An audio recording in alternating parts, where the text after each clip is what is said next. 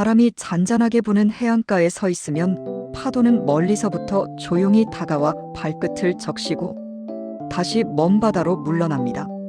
이 단순한 움직임은 수천 년 동안 반복되어 왔으며 그 속에는 말없이 흐르는 시간의 결이 담겨 있습니다. 파도가 오랜 길을 건너오며 남긴 흔적은 하얀 소금 결정으로 남아 인간과 자연이 공유해온 가장 오래된 이야기를 들려줍니다.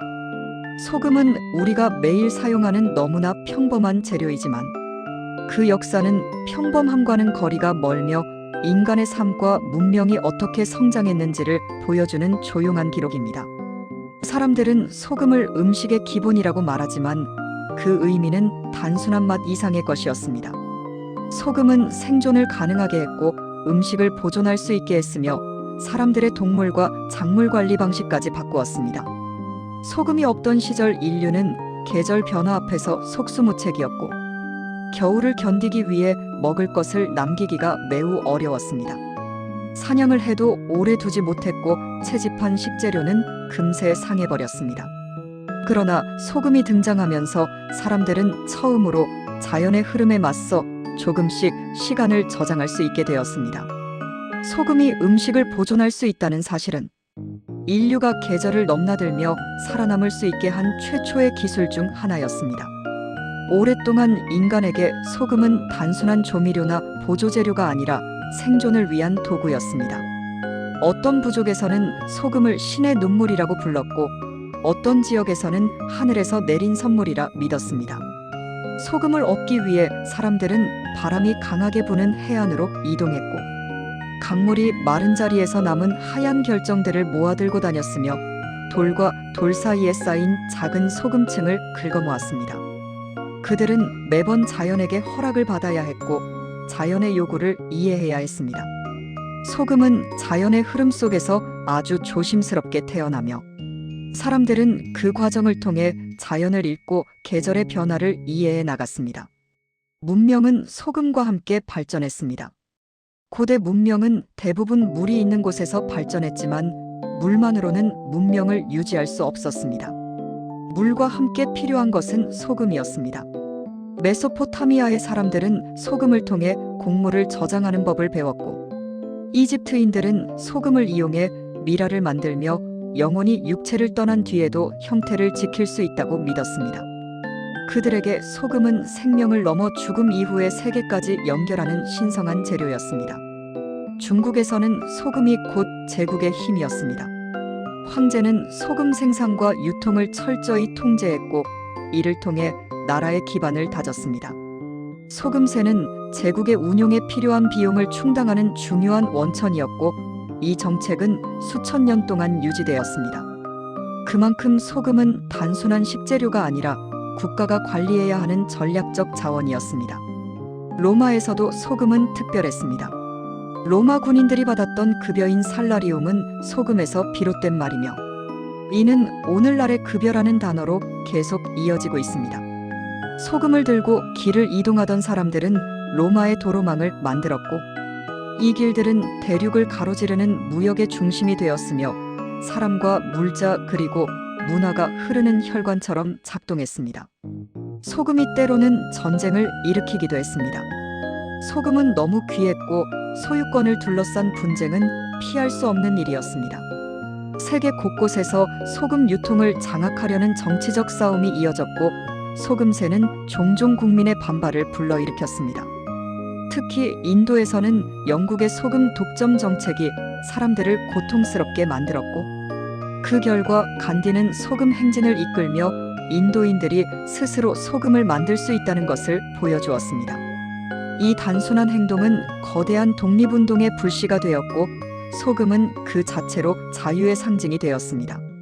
소금의 기원은 바다에서 시작되었습니다. 바닷물을 햇빛 아래 증발시키면 바닥에 하얀 결정이 남습니다. 이 단순한 원리를 인간은 오랜 시간 관찰하고 응용하여 소금 생산이라는 기술을 완성했습니다.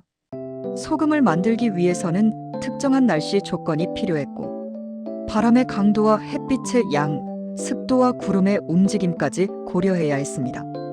염전에서 일하던 사람들은 하늘을 읽고 바람을 이해하며 물과 햇빛을 다루는 능력을 갖추었습니다. 그들에게 소금을 얻는 행위는 자연에 대한 깊은 존중과 기다림의 과정이었습니다. 그러나 소금은 바다에서만 나오는 것이 아니었습니다. 땅속 깊은 곳에 묻혀 있는 거대한 소금층은 지구의 오래된 기억을 품고 있었습니다. 이 소금층은 수억 년 전 바다가 머물렀던 자리이고 대륙이 이동하면서 갇히게 된 시간이었으며 땅이 들려주는 가장 오래된 이야기였습니다.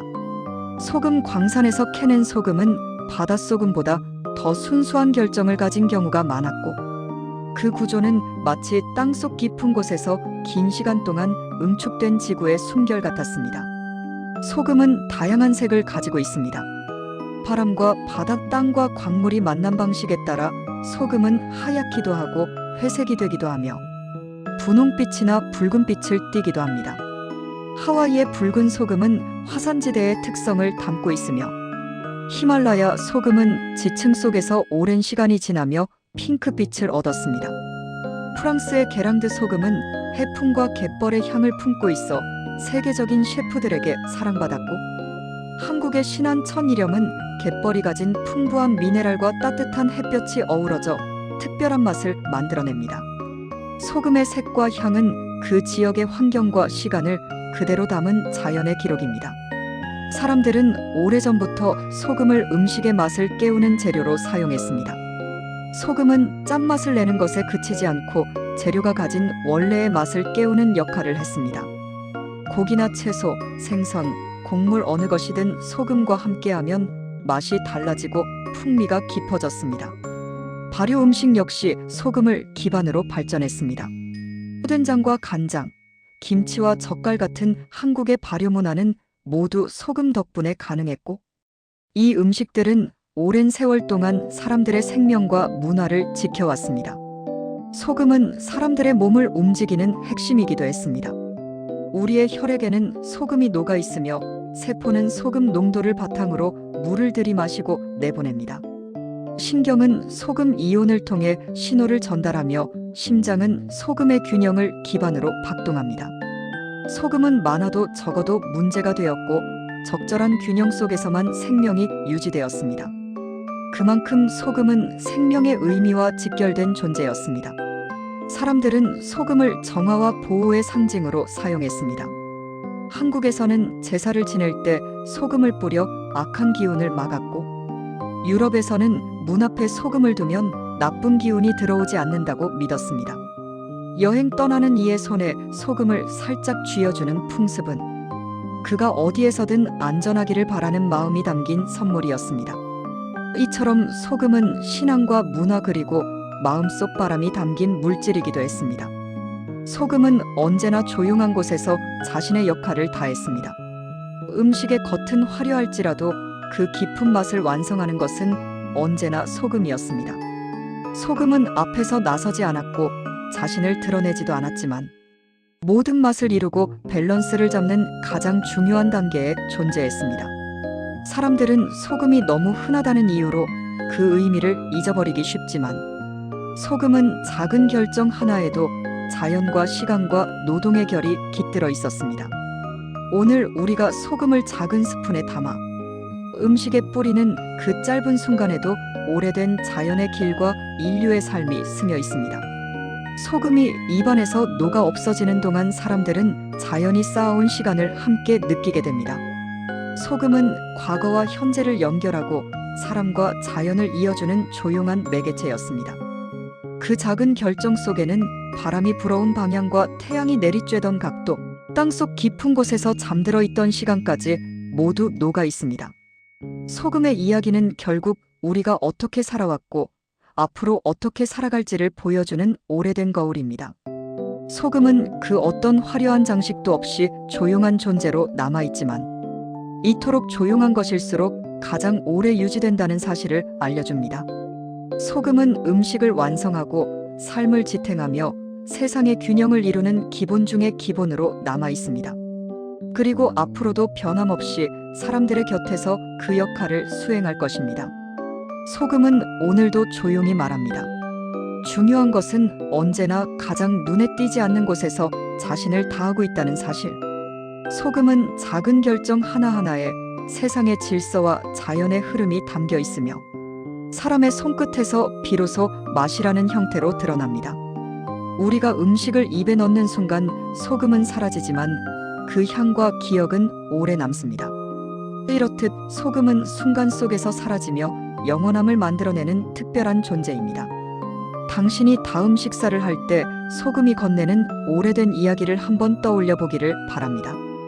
바다가 만들어낸 결정체가 입안에서 작게 반짝이며 녹아들 때 그 속에는 바람이 지나간 길과 태양이 머물던 자리, 그리고 인류가 걸어온 오랜 발자국까지 함께 살아 숨쉬고 있을 것입니다.